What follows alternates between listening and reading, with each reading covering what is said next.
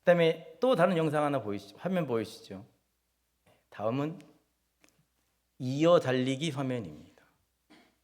이어 달리기는 빠르면 앞에서 뛰고요, 좀 늦으면 뒤에서 뜁니다. 출발선이 같지 않습니다.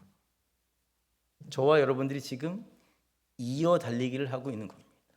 출발은 홍 목사님께서 이미 하셨고요, 중간에 박재규 목사님께서 달려주셨고, 저와 여러분이 지금 이어 달리기를 하고 있는 중입니다. 핵심은 뭘까요? 우리가 마지막 주자가 아니라는 거예요. 마지막 주자면 큰일 나죠. 잘 달려서 누구에게? 다음 세대에게. 잘 달려서 누구에게? 자녀들에게. 이 좋은 예수님을 물려주어야 될 사명이 오늘 저와 여러분에게 있는 겁니다. 그래서 예수를 잘 믿어야 되는 거예요. 그래서 열심히 기도하고, 그래서 열심히 신앙생활해야 되는 것입니다. 사랑하는 여러분, 이어달리기가 시작이 되었습니다. 저도 여러분들과 함께 최선을 다해서 달리겠습니다. 저와 여러분이 한 마음이 되어서 다음 세대에게, 그리고 우리의 자녀에게 이 좋은 예수님을 물려줄 수 있기를 주님의 이름으로 부탁을 드립니다. 이제 설교를 시작할 텐데요, 제가 오늘 새벽에도 이 프린터를 할 줄 몰라가지고요, 이 원고만 없으면 제가 발발발 떠는데 오늘도 이제 안정이 되었습니다. 이 종이 쪼가리가 뭔지 이것만 있으면 마음이 평화가 찾아오고, 제가 수요일 날은 사도행전, 주일 날은 열왕기서, 그 다음에 주일 저녁은 출애굽기 했던 거 하지 않고요, 제가 오늘도 열심히 공부해서 잘 가르쳐 드려야겠다. 목사의 사명은 공부해서 가르치는 거잖아요. 성도님들의 사명은 잘 배워야 되는 겁니다. 그래서 사도행전 최선을 다해서 가르쳐 드려야겠다 생각하고 준비했습니다. 그러면 사도행전이란 뭐냐? 문자 그대로 해석하자면요, 사도들이 배운 것을 실습, 사도들이 배운 것을 따라 행한 것이 사도행전입니다. 그러면 사도들은 누구한테 배운 것을 따라 행하고, 사도들은 누구한테 배운 것을 실습했을까? 예수님이겠죠. 예수님이요, 하늘로 올라가시면서 사도들에게 세 가지의 사명을 말씀해 주셨는데, 그게 어디에 나오냐? 마태복음 28장 18절로부터 20절에 나옵니다.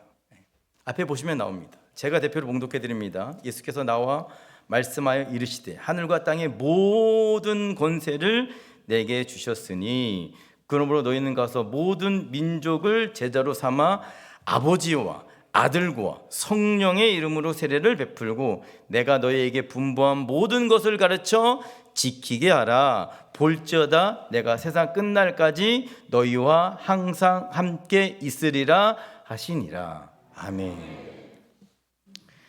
예수님께서 제자들에게 세 가지의 사명을 주셨습니다. 첫 번째, 복음을 전해라. 두 번째, 가르쳐서 지키게 하라.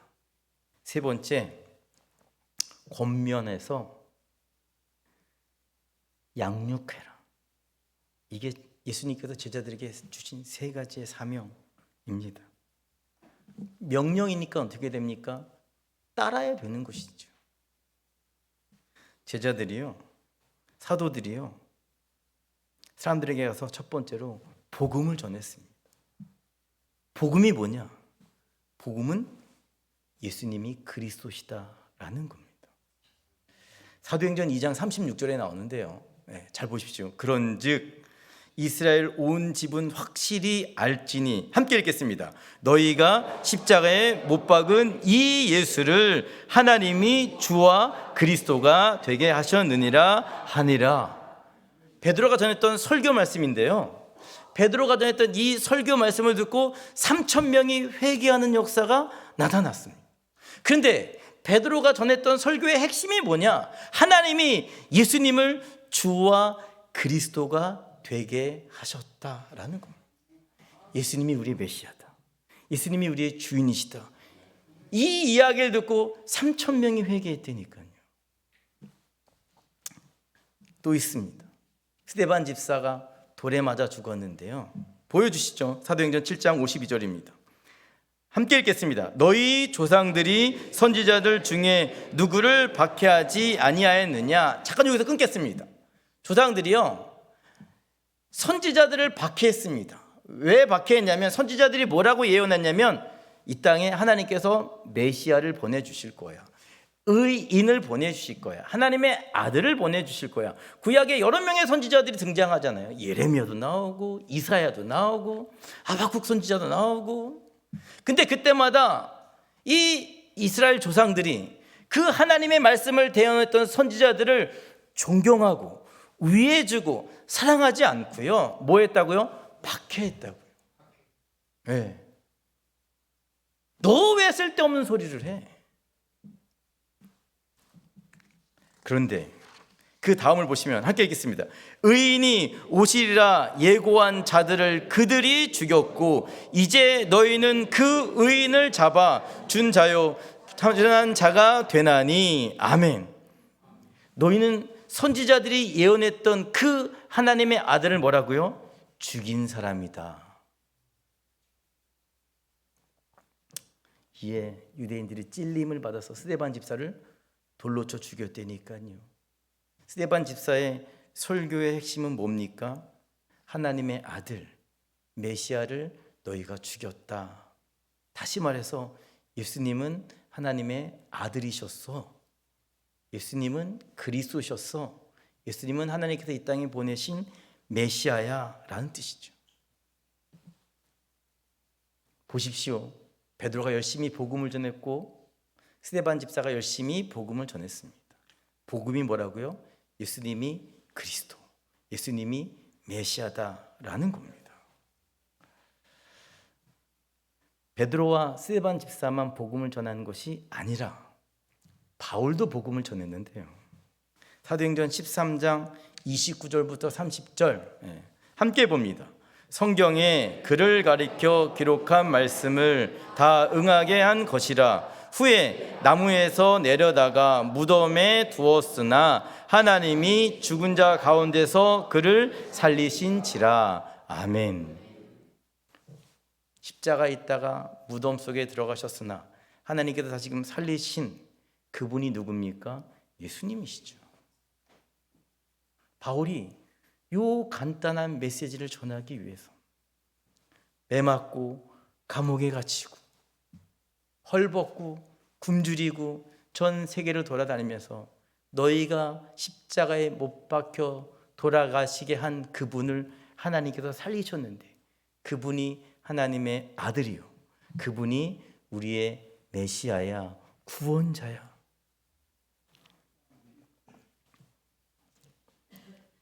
복음은 하나님의 아들이 우리를 위해서 이 땅에 오셨다가 우리를 죄를 위해서 죽으시고 3일 만에 죽음을 이기고 다시금 살아나셨다. 그분이 메시아다. 이게 복음입니다. 그들이 전한 복음이, 그 복음의 능력이 오늘 이 아름다운 교회에서 수요 예배 함께 하시는 모든 분들 가운데 능력으로 나타나시기를 주님의 이름으로 축원드립니다.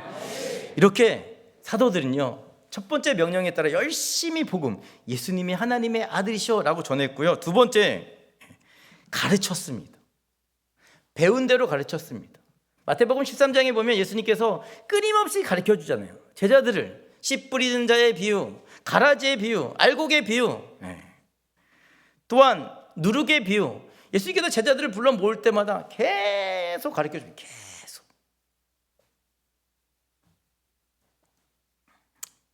제자들도 역시 사도행전을 통해서 뭐 하고요? 사람들에게 가르쳐 주기 시작합니다.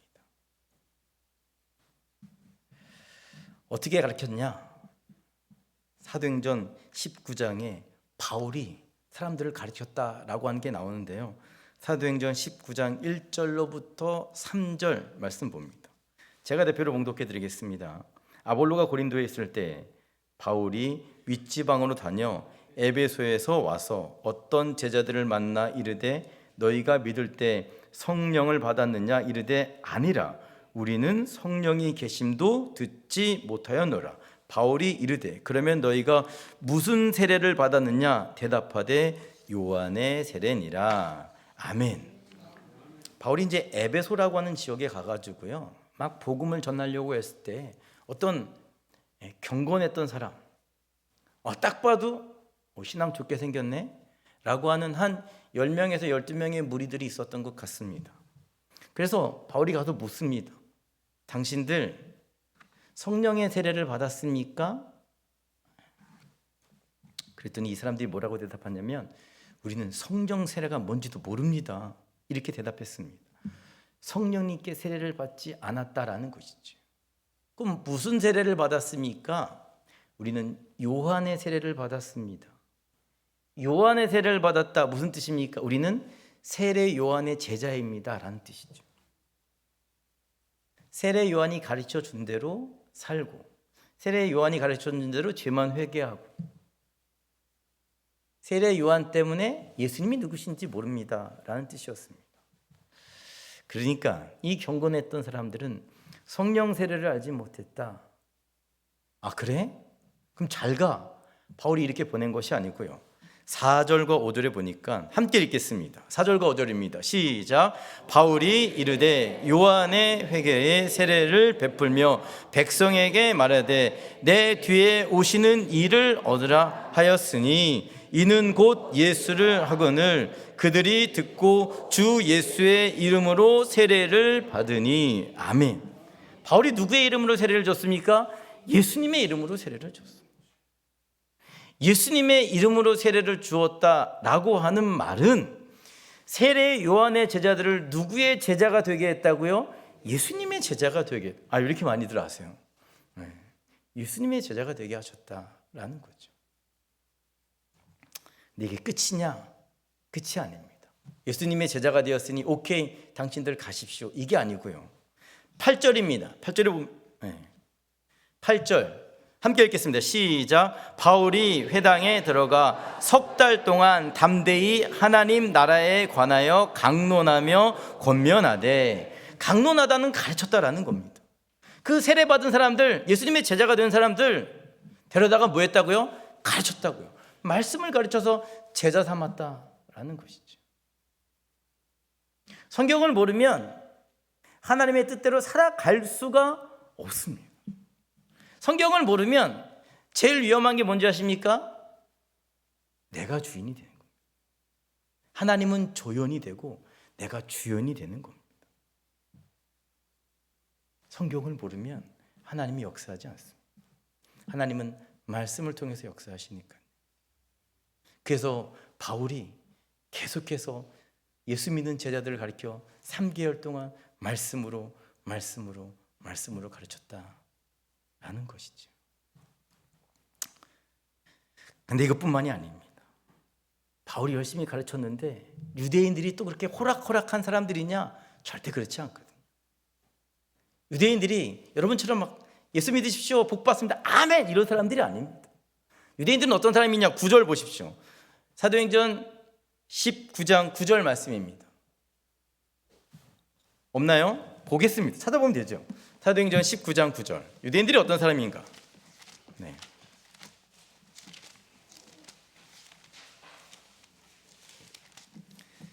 신약성경 220쪽에 있습니다. 사도행전 19장 9절 말씀입니다. 함께 보겠습니다. 시작. 어떤 사람들은 마음이 굳어 순종하지 않고 무리 앞에서 이 돌을 비방하거늘 바울이 그들을 떠나 제자들을 따로 세우고 두란노선에서 날마다 강론하니라. 아멘. 안 받아들인 사람들을 뭐라고요? 떠나서 예수님을 믿겠다라고 하는 사람들을 따로 세워놓고 그 사람들에 대해서 뭐라고요? 하나님의 말씀을 가르쳤다라는 겁니다. 배우고 싶었던 사람들, 말씀을 간절히 사모했던 사람들, 말씀을 듣고 싶어 했던 사람들을 데려다가 바울이 뭐라고요? 열심히 가르쳤다라는 겁니다. 10절에 보면 뭐라고요? 몇 해 동안 가르쳤냐면 2해 동안 이같이 하니. 그냥 석 달, 그냥 16주 말씀을 가르친 것이 아니라 2해 동안 정말 저 사람들이 하나님의 제자가 될 때까지, 예수님의 제자가 될 때까지 어떤 고난과 어떤 어려움과 어떤 위기가 찾아온다고 할지라도 정말 믿음 붙잡고 살 때까지 그들을 열심히 하나님의 말씀으로 가르쳐 주었다라는, 이렇게 바울이 수많은 사람들에게 말씀을 전하고 말씀을 가르쳐서 뭐라고요? 제자로 세웠다라는 것이 두 번째입니다. 그리고 사도들이 예수님께 받았던 세 번째 사역은 치유의 사역이었습니다. 고침. 예수님께서 자신이 하나님의 아들이시며 구원자이심을 알려주려고요. 내가 하나님의 아들이야. 내가 너희의 구원자야. 사람들이 믿질 못하니까 어떡합니까? 아픈 사람을 고쳐주시고 귀신을 쫓아내시고 그 다음에 죽은 자를 살려주셨습니다. 그러면서 예수께서 뭐라고 말씀하셨냐면 회개하라, 천국이 가까이 왔느니라. 천국이 뭡니까? 하나님의 나라죠. 근데 그 하나님의 나라가 누구 때문에 가까이 왔습니까? 예수님 때문에. 근데 그전에는 하나님의 나라를 사람들이 몰랐어요. 하나님의 나라가 있기만 했지. 근데 그 하나님의 나라가 있다라고 하는 것을 하나님의 아들이 직접 이 땅에 오셔서 알려주셨는데, 그냥 하나님의 나라가 있습니다라고 하면 안 믿으니까 하나님의 아들이 이 땅에 오셔가지고요, 천국에는 질병이 없다는 것을 알려주셨습니다. 그래서 예수님께서 오셔가지고 말씀하시면 질병이 떠나가는 거예요. 하나님의 나라는요, 귀신이 있을 수 있을까요? 귀신이 없습니다. 그래서 예수님께서 하나님의 아들이 이 땅에 오셔서 귀신이 없다는 걸 알려주기 위해서 예수님이 말씀하시니까 귀신이 쫓겨나가는 겁니다. 하나님의 나라에 죽음이 있습니까? 없습니다. 그 전에는 죽었다가 살아났던 사람들이 거의 없었는데 하나님의 아들이 이 땅에 오셔가지고요, 하나님의 나라에는 죽음이 없다는 것을 알려주시기 위해서 회당장 야이로의 딸 나사로, 이런 사람들을 살려주신 겁니다. 하나님의 나라에 뭐가 없다고요? 죽음이 없다는 것을 알려주시기 위해서 하나님의 아들이 직접 이 땅에 오셔서 알려주셨다니까요. 그런데 예수님만 그 능력을 행하신 것이 아니라 예수님께 배웠던 이 사도들이 나가서 예수님과 똑같이 능력을 행하는데, 베드로가 죽었던 여선지자 다비다를 살려주잖아요. 하나님의 나라가 임하니까 죽은 자가 살아나고. 베드로만 그렇습니까? 바울도 마찬가지죠. 바울이 설교할 때 저 난간에 앉아있던 유두고가 두벅두벅 졸다가 떨어져 죽었는데 바울이 가가지고 기도해서 살려내잖아요. 이게 하나님의 나라입니다. 하나님의 나라는 질병도 없고 귀신도 없고 죽음도 없다는 것을 하나님께서 하나님의 아들을 통해서 뿐만이 아니라 하나님께서 누구를 통해서? 제자들을 통해서도 알려주셨습니다. 오히려 제자들이 더 큰 능력을 행하는데, 베드로가 지나갈 때 그 그림자를 밟은 사람들이 병에서 고침을 받게 되었고요. 바울이 손수건 앞치마만 이렇게 간져줘도, 바울의 손수건만 붙잡아도 사람들이 낫게 되는 역사가 나타났다라는 것이죠. 오늘 우리도 마찬가지입니다. 하나님의 치유하심은 계속되고 있습니다. 예수님의 이름 앞에 귀신들도 쫓겨나가고 있습니다. 그걸 남들이 잘했다라고 하는 걸 듣는 인생이 아니라 경험하는 인생들이 되시기를 주님의 이름으로 축원합니다. 이렇게 사도행전의 시작은 이겁니다. 제자들이 세 가지를 예수님께 받았던 사명들인데, 첫 번째, 열심히 예수님이 하나님의 아들이심을 전했고요. 두 번째, 사도들이 예수님이 배웠던, 가르쳤던 말씀을 다른 사람들에게 열심히 가르쳤고, 마지막엔 사람들에게 있었던 질병을 고쳐 주었습니다. 제가 그런데 이 사도행전을 준비하면서, 오늘 개론 시간인데 제일 궁금했던 점이 있습니다. 바로 제자들에 대한 부분입니다. 시간이 얼마 안 됐네요.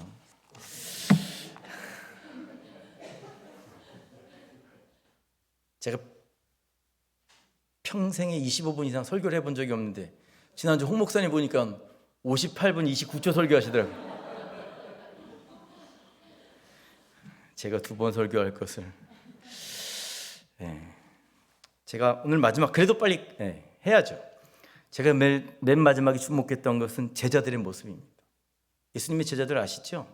복음서에 나온 제자들 기억해 보시기 바랍니다. 실패했던 사람들.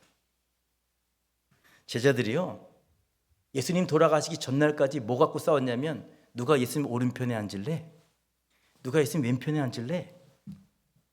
세베대의 두 아들 요한과 야고보 와서 주님 나라가 이 땅에 오시면 나 주님 오른편에, 나 주님 왼편에 앉게 해주십시오.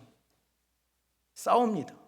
다른 제자들이 듣고, 뭔 소리 하는 거야 저 어리석은 백성들아, 하나님 나라는 그런 나라가 아니야, 이렇게 해서야 되는데 다들 불같이 화를 내면서 왜 니네가 앉아야 돼, 내가 앉아야 되는데. 다른 제자 10명이 화를 냈다니까요.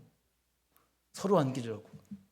제자들은 또 어떤 제자들이었습니까? 주님께서 겟세마네 동산에서 기도하려고 가셨을 때, 땀방울이 핏방울이 되도록 기도하려고 하셨을 때 제자들한테 부탁하잖아요. 기도 좀 해줘. 제자들이 뭐합니까? 구벅구벅 졸지요. 와서 깨운대. 마지막이니까 나를 위해서 기도해줘. 근데 제자들이 뭐합니까? 구벅구벅.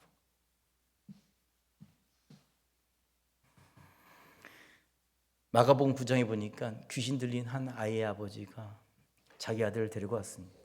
마침 예수님께서도 산에 기도하러 가셨네. 제자들이 또 본 건 있잖아요. 어떻게 기도했을까요? 예수님의 이름으로, 예수님의 이름으로. 안 되는 겁니다. 제자들이 그런 사람들이었다니까요.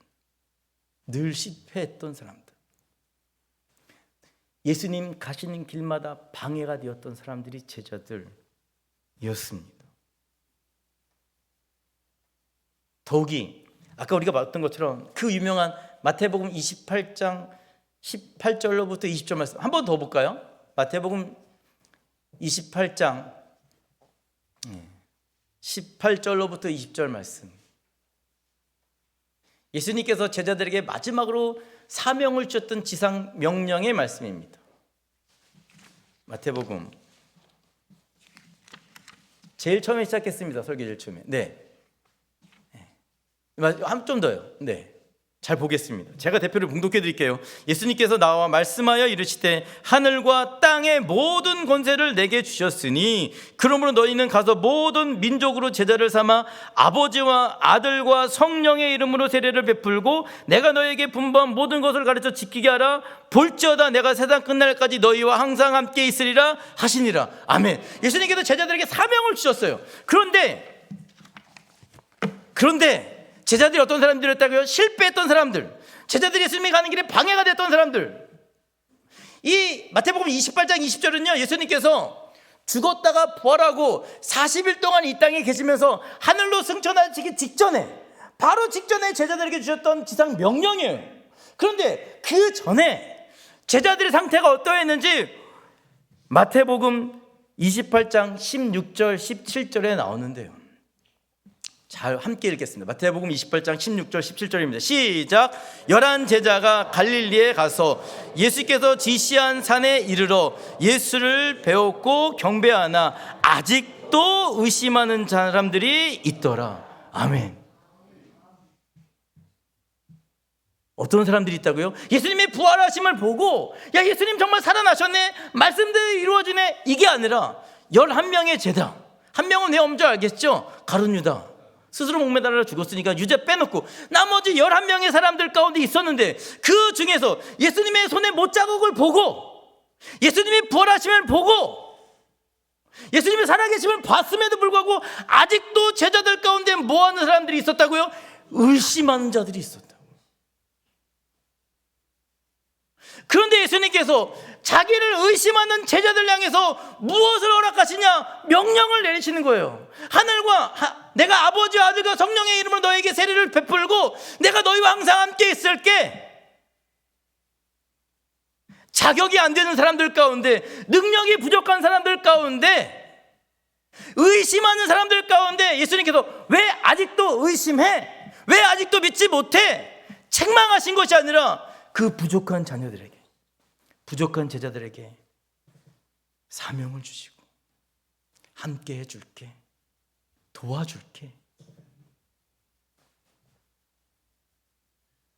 명령을 내려주십니다. 왜 그랬을까요? 그 답이 사도행전에 있는데요. 사도행전은 사람들의, 제자들의 능력으로 하나님의 일이 이루어지는 것이 아니라 성령님이 오셔서 성령의 능력과 하나님의 말씀을 통해서 하나님의 교회가 세워지고 하나님께서 역사하신다는 것을 보여주기 위해서